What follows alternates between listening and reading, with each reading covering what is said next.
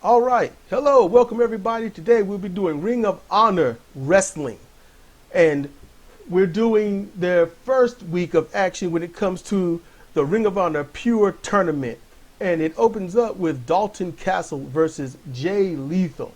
And they both had their video packages. That's great. Great build-up. Great work. They talk about wrestling. Yes. They talk about their skill. They talk about heart. They talk about what they've had to overcome to get where they got, to maintain their status, to make sure that they come out on top. That's what they do. And talk about their opponents. And it was just a little bit of promo, but mostly it was just like nothing but accolades and respect for their opponent. I mean, they are not heels, and they're going to talk good about each other. And even heels can talk, good about their opponent, just in a dirty way. Yeah, he's good in the ring. Hey, man. Yeah, really. But this right here, this is pure wrestling rules. So you must not use closed fist on anything. Open hand slaps, chops, and whatnot. You can only grab the rope 3 times to escape. After that, it does not even matter. Interference usually means an automatic disqualification, but they said anyone that comes in and interferes will definitely be banned from the roster. So that sounds like a firing to me. Mm-hmm. Released from contract or anything. The problem with saying that is like, it's obvious nobody's going to interfere unless they don't want to work there anymore. So it's like, yeah, I'm tired of working here, so I'm going to run out. Yeah, but even with that said, it adds a seriousness to this, meaning this ain't a ploy, it's not a gimmick, it's not a work, it's not a storyline. This is for the sake of the art form of professional wrestling. Various forms, various styles, various people doing various things, which is what professional wrestling is. And we get to see people that we're familiar with and folks who've never seen before. I'm digging this. Man, I put my homework on the back burner. She got 10 pages to read, and then she got to do answer a question. She got to do it by 11:59 p.m. tonight. So this is the thing. Something. Look, for anyone out there, spread the word. We don't do just New Japan Pro Wrestling. It's just that there's no wrestling around, And Ring of Honor was we heard, and that was on our dumb part. We heard that they weren't doing shows and they weren't doing anything else. So we didn't even check, But listening to Jim Cornette Experience, he was like, yeah, Ring of Honor's doing this. I was like, wait, what? They're doing what? Ring of Honor's what? And the Pure Tournament, they've done Pure Rules matches, Ring of Honor has. There's been a couple of Pure Rules matches in New Japan, but that was Ring of Honor based. And there was Pure Rules in Total Nonstop Action Wrestling. Long ago. They've done those things. And so with that knowledge of what it is, what it entails, yes, we look forward to this. And I'm going to tell you why. Ring of Honor, while they got a bad habit of not properly showcasing talent, when you watch their program, just like New Japan, you know that you're dealing with some quality people. Problem is, most companies bury their stuff. They bury them, like Tanahashi. They bury them like Sonata. They bury them like Yujiro Takahashi. They bury them like crazy and then say, hey, they're competitive. No, they're not. They're done. You screwed it up. Ring of Honor, they have done the same thing. But then they realize, wait, we're not screwed up enough. Let's build them. So they tear them down, they screw up, they realize their mistakes, then they build them up. Jonathan Gresham is a great example, and then his match is coming up next. It's already paused, but we need to do this one here. But, I just want to get into this, because we have watched Ring of Honor. We know them. We know, the Briscoes. We know, Jay Lethal, Dalton Castle, Silas Young. Everybody there. We've seen them. We got to know them. Their style, their intensity, we got that. So when we watch it and people lose at points that they shouldn't, just like in New Japan Pro Wrestling, it's like, what is this? What are you doing? But it's a restart. It's a reset. Maybe they can get things right. Maybe Sinclair Co. will actually pay these guys to do what they do instead of trying to get the most out of them and pay them the least. Maybe they will change that. All right? Because if not, they got somewhere else they can go. Well, they're in the U.S. and Japan is not accepting people from the U.S. I'm not talking about Japan. I'm talking about AEW. AEW taking all covers. I'm not saying it'll be great, but they'll get paid and they will barely work. Hey, shit, and it'll get paid. They'll get paid a lot. They'll get and they'll barely work. And when they do work, it'll be nothing good. Maybe it'll be a break. I don't know, but I'm sure Sinclair has kept that fact in mind because Tony Khan is shelling out all kinds of money for that bullshit. Yep, he wants his attitude era just like the other people that don't know much.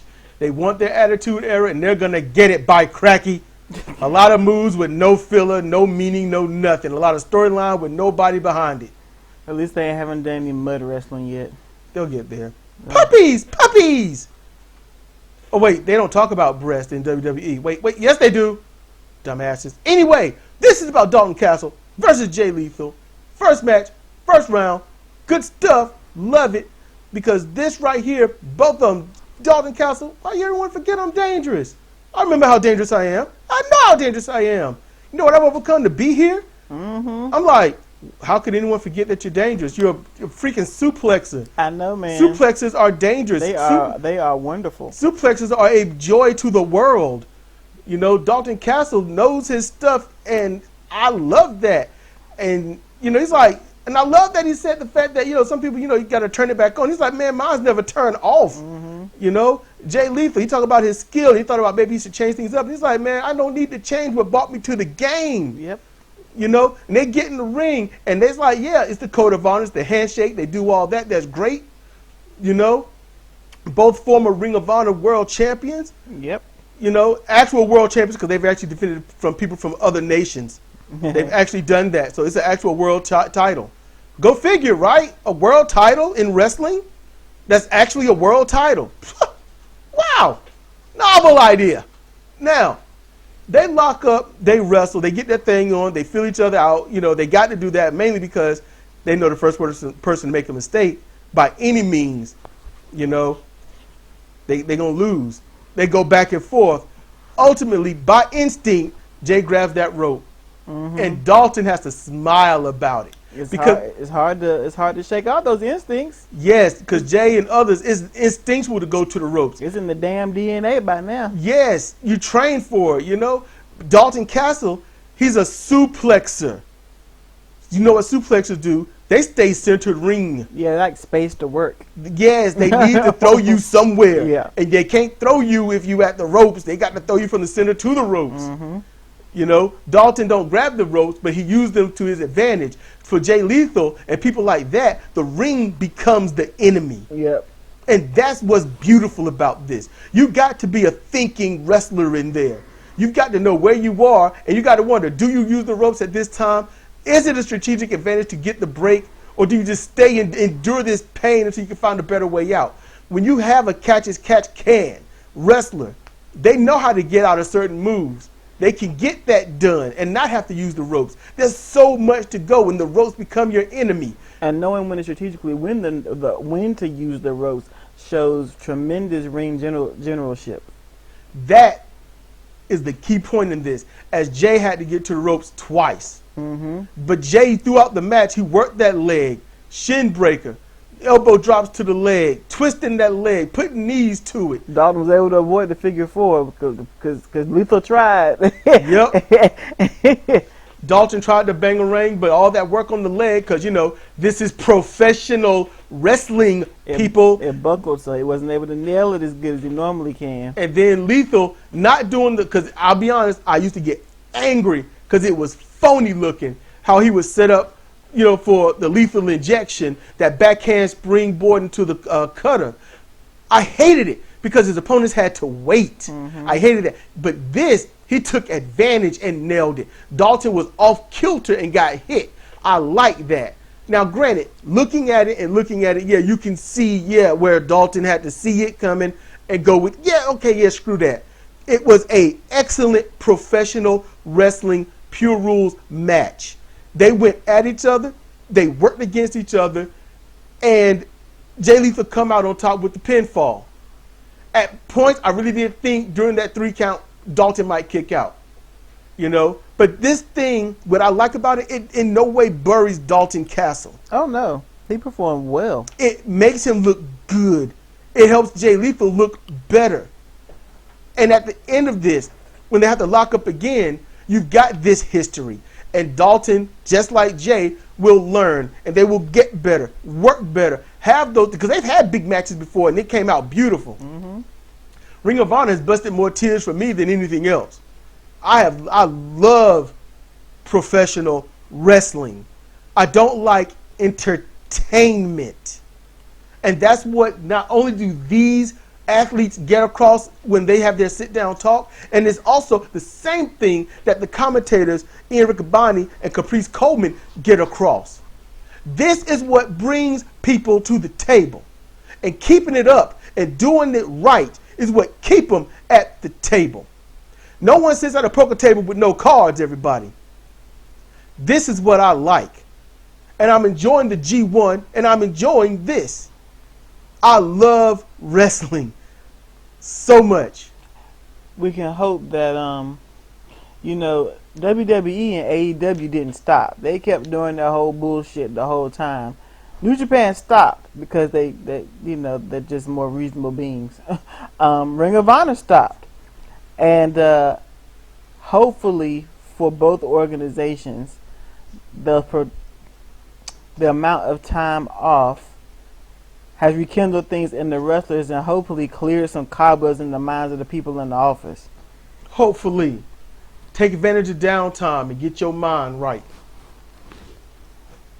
Man, can't wait for I can't wait for G1 now. Yeah. I done got revitalized. I don't feel sick anymore, so I feel good, you know. So with that said, let's roll. Okay, I'm getting the mic on. I'm sorry. I was oh my goodness. This match right here, Jonathan Gresham versus Wheeler Yuta. Wheeler Yuta, I like him. Yeah. I like Wheeler Yuta. I think we've seen him before. It's just I cannot recall. The name is familiar. This match here, right here, this was Jonathan Gresham and Wheeler Yuta's match. Yeah. They both went in. They got their shit in, at least some of it. It was a little bit because there was just so many counters. There was so many counters. Oh my goodness. They rolled around on that mat, catch can, thinking and everything. Submission hold, submission lock, submission wear down attempt. They both went into it. The high flying, the fast pace. It got to the point where the reverse Indian deathlock, Wheeler had to, he grabbed the ropes. It's a break. Okay, fine. And then Jonathan reached back. Like, I'm going to undo it. Then he tapped his foot and was like, wait, he looked at the ref, I don't know how to do it. I can't get there. And the ref was like, what do I do? And New Japan would be like, okay, let me break it up. Yep. He's like, I don't know what to do. and Wheeler is like, I am in pain, you fool. He is screaming. He is hollering. And the ref is like, okay, I'm going to go ahead and try to do it. And right before the ref even do it, then Jonathan kind of unlaces him. And so Jonathan, he knows what he's doing. And like I said, we know him. So we've seen this before, but not at this, not like this, but we know what he's doing. Same difference, all right? So he's messing with him. He's getting a little cute there. So then Wheeler, he decides, I'm pissed. Jonathan gets up, turns around, and Wheeler clocks the shit out of him. Right in their face. Drops him. And it's like, what? And Wheeler's like, I don't care. You know, he mad. Yep. So Jonathan get up after a little bit because he got clocked, which is good. Not just, I got punched and, I'm okay. No, he gets up like, you goddamn it. And they go at it. Mm-hmm. They start the fight. I was like, it's a girl fight now. They start slapping each other. They couldn't punch. They can't punch. So they'd be slapping each other. Yes, but see, here's the thing. It didn't look bullshitty. Mm-mm. It didn't. And they're both, neither of these guys are strikers. So we know it's not going to look good. And they end up, we got to break this up. So, Wheeler throws that forearm shiver. And that's it, start running to the ropes and stuff. And they both fake each other out at points. They do such great work. Then ultimately, breaking his leg down, he got a figure four on. Mm-hmm. Roll to the ropes. All right, so you got a rope break that's done. You got a punch that's done. A second punch is over. That's simple. But they get to the ropes on this figure four. They grab the ropes, but it's not a rope break. Now, this is when the referee would have a hard time calling it because he should break it because they did get to the ropes. But you have to find intent. Was the intent to break it or to get out the ring? And the intent was to get out the ring, so it can't be a rope break. They roll off in the figure four and land on the mat. And hit hard. Then on the mat out there, that was flow. Like a little thin mat? No, they rarely have mat. Flow. They hit the flow. It was floor. They hit the flow. So they sit there and ride. Their knees are messed up a little bit. You can see it. They did a great job showing that. And they're both working their legs out and using as much as the 20 counts they could. They both rolled in 15. They weren't trying to get each other. Okay, we got to work this knee out before we get back in the ring. Good. That's wisdom right there. They do damn good. They get back in, and it's not necessarily 1,000 miles a minute. Multiple stomps was like Gresham just laying in on Wheeler. And I was like, look, this, because at first I didn't exactly know what was going on. It's just he was jumping high and stomping. And he was like, oh, shit. And I was like, what's he doing? And, he does it again. And he got him like 2 more times. And then Gresham just like, I'm going to just lay into you. I'm going to lay right into you. And I was waiting for either the octopus, the folding ankle lock, the Achilles stretch. No. He grabs him and he just starts picking his leg up and slamming his knee into the mat repeatedly until the point Wheeler had to surrender. I'm like, that was unique. If Gracias done it before, that's something I ain't seen. I've not seen any other wrestler do that. They may have done that in AAA before that went under. They may have done it in Consejo Mundial de Lucha Libre, but I've never seen that here. AAA went under? Yeah, supposedly. You have to look it up though. Okay.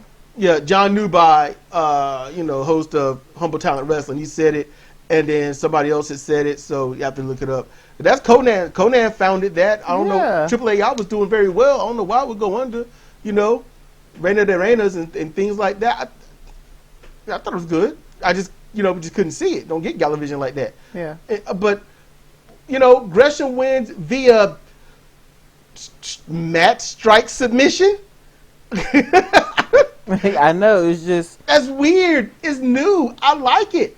And so this is what this is about, And they did mention, hey, these two are hurt.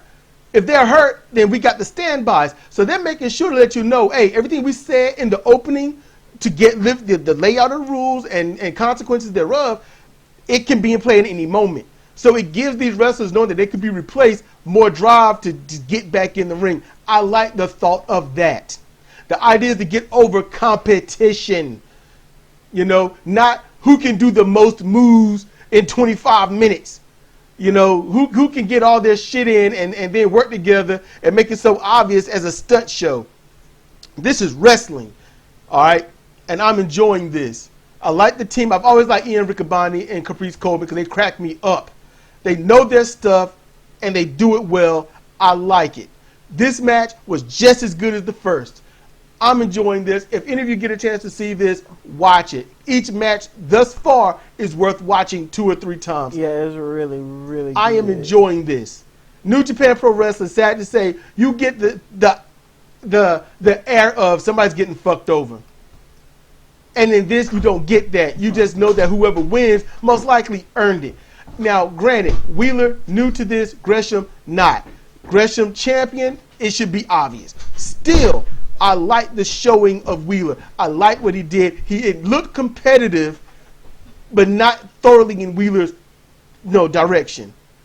But still, Wheeler's somebody I want to see. Yeah. This ain't just who does win. No, who do you like to see? Who would you like to see more of? And think about it. Wheeler's 23. He's young. And he's been wrestling for a while. He's still got so much. He hadn't hit his prime yet. Nope. He's 23. He is 11 years from his prime. Mm-hmm. He's 11 years from it. I mean, think of how much he could grow. And he's already a professional. Yep. Because he gave Gresham a serious run for his money. And he had his number for a minute there. is worth it. Watch this match. Watch all of this. I hope they keep impressing me. And with that said, everybody, next time, 2 more matches. Good night, everybody.